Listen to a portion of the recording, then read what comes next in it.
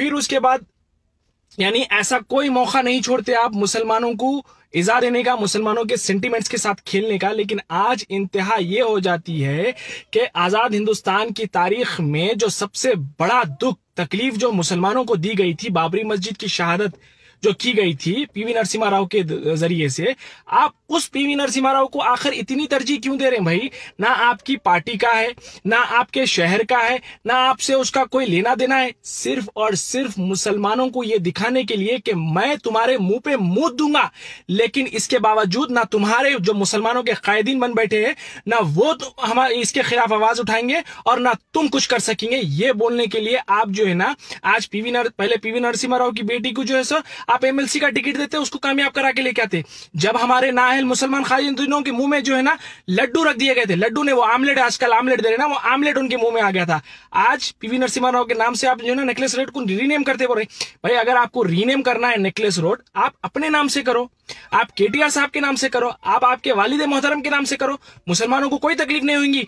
लेकिन आजाद हिंदुस्तान में जो सबसे बड़ी तकलीफ देने वाला मुसलमानों को अगर कोई था तो पीवी नरसिम्हा राव था, और आप उसके नाम से कर रहे हैं जानबूझ के। हैदराबाद के अंदर, Hyderabad heart of the city के अंदर ये आप हरकत करने की कोशिश इसलिए कर रहे हैं कि मुसलमानों को आप बताना चाह रहे हैं कि मुसलमानों तुम्हारी औकात मेरे सामने कुछ नहीं है, मैं सिर्फ तुम्हारे मीठे बातें करके जो ना वर्गा ला सकता हूं, तुम्हारे वोट ले सकता हूं।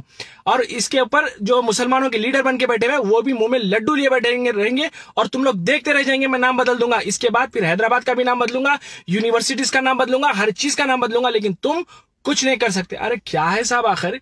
अरे हैदराबाद शहर को डेवलप करो, गरीब यानी जिस मुसलमान नहीं बल्कि गरीब आवाम के मसाइल को दूर करो, आप अपलिफ्टमेंट करो बोल के लेके आए आपको, तो आप नामा बदलने पे तुले हुए, आप जो है ना उर्दू को गायब करने पे तुले हुए, आप मुसलमानों को जो है ना मामूली इफ्तार और साड़ी से खुश करना चाह रहे हैं।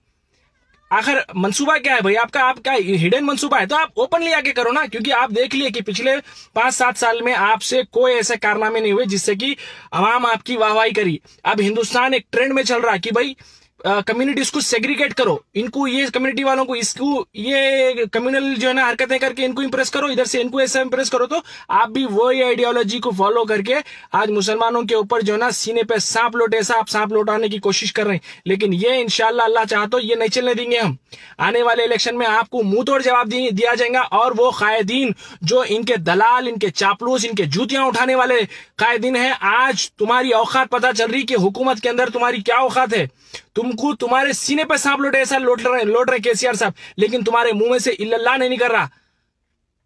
इंशाल्लाह वक्त आएगा तुम्हारा भी तख्ता पलटे जाएगा और तुम्हारे आकाओं का भी तख्ता पलटे जाएगा। अस्सलाम वालेकुम रहमतुल्लाहि व बरकातहू। दोस्तों मैं फ़ाहिद मखसूसी, मैं ये वीडियो बिलखुसूस तेलंगाना के चीफ मिनिस्टर जनाब के चंद्रशेखर राव साहब के लिए बना रहा हूँ। मेरे उनसे कुछ सवाल हैं, उम्मीद करता हूँ ये मेरे सवालों तक पहुँचेंगे। मेरे सवाल ये हैं कि चंद्रशेखर राव साहब, आपका आखिर मंसूबा क्या है?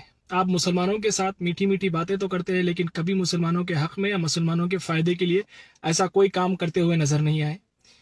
आपने उर्दू को तरजीह देने की बात की, उर्दू जगह जगह से गायब हो रही है, हत्ता इंतहा ये हो गई कि उस्मानिया यूनिवर्सिटी के लोगों से भी गायब कर दिया गया।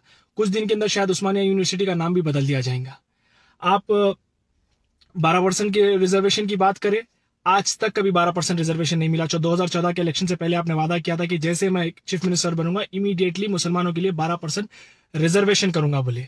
आप पहले तो डेप्यूटी मिनिस्टर बनाए, जब भी कोई फायदे के नहीं थे। चीफ मिनिस्टर बनाए थे, जब भी कोई फायदे के नहीं थे ना। अब होम मिनिस्टर बन के कोई फायदे के, सिर्फ मुसलमानों के मुंह में लॉलीपॉप देने के लिए आप एक मुसलमान आदमी को एक मिनिस्टर की पोजीशन देके जो है ना हमारे को एक गुमराह करने के लिए आप दिए गए रबर स्टैंप की औकात है महमूद अली साहब के आपकी कैबिनेट में, यह हम बखूबी जानते हैं।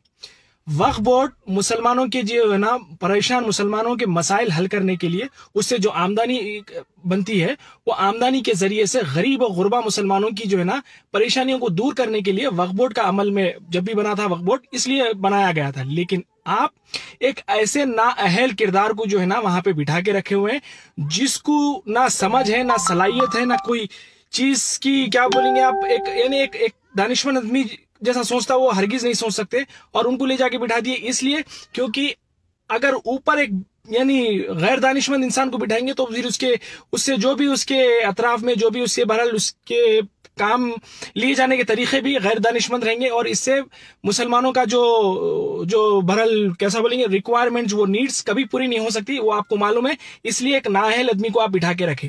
वो हो गया।